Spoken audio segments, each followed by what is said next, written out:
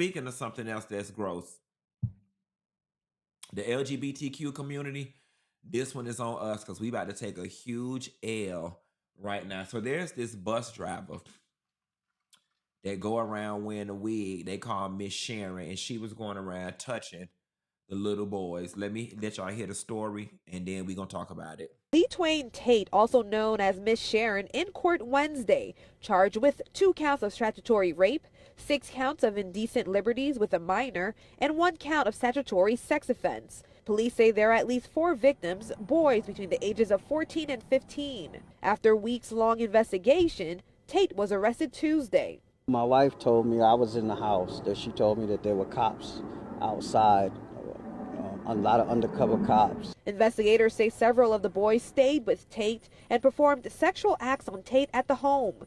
Folks who live in the area say the entire ordeal is unsettling. 14, 15-year-olds can be so impressionable at that age.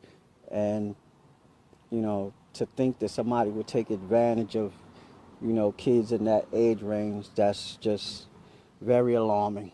Mary Catherine Elkins with Pat's Place Child Advocacy Center says they work with CMPD on investigations like this. We provide a forensic interview, which is a developmentally appropriate conversation with children to get information from them that's admissible in court. Elkins says it is important for parents to have regular conversations with their kids about safety and appropriate relationships with adults. Even with teenagers, they need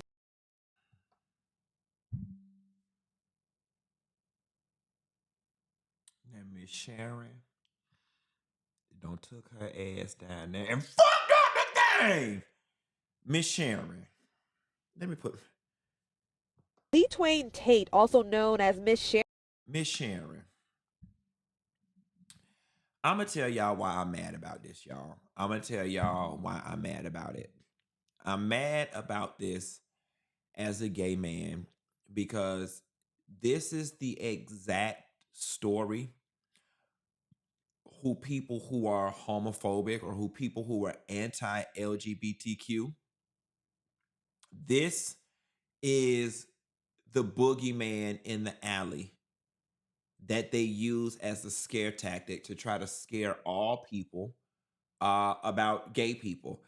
This is the story that is used as to why trans women should not share bathrooms with real women. And this is not a trans person. I don't believe this person identifies as a trans. I believe this is a boy that likes to wear wigs. And yes, there are bad people across every demographic, but it's kind of like as a community, we fight so hard to be accepted and to be mainstream and to be integrated in all spaces. And then you come along with your wig and you do something like this that becomes a reflection of all of the people who are trying to make positive strides and just be left alone.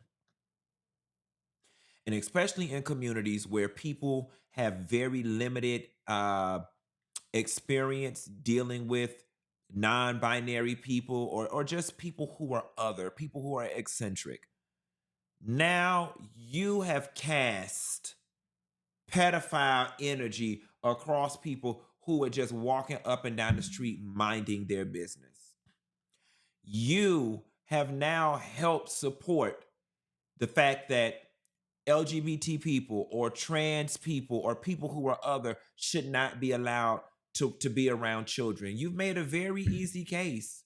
You've made it a very easy case. You know what I'm saying? For the girls that are transitioning, the girls that still kind of look like a man, but they're going through their hormones and they're going through their transition. When people think about it, they're going to think about a sick motherfucker like you that was touching kids. No, we don't want you nowhere around.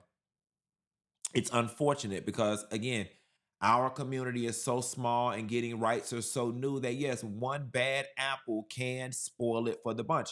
Now, here's the other thing what I'm not understanding.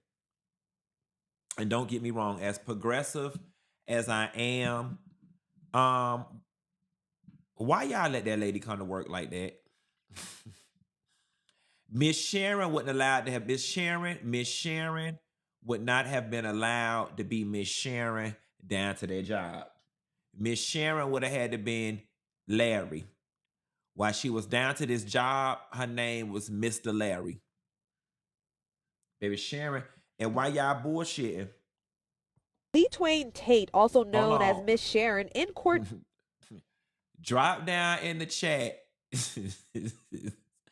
Drop down. I want to see how many of y'all will really tell the truth. Drop down in the chat and put me if you look like Miss Sharon. Because I ain't gonna lie to you, Miss Sharon do look like that ghetto cafeteria lady at the elementary school.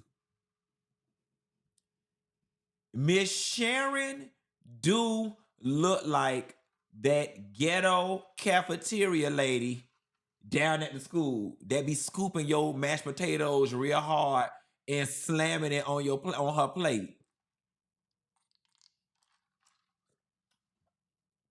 And I was about to say, quiet as it's kept, because I ain't gonna lie to you. Miss Sharon looked like she don't play by being late on her bus route.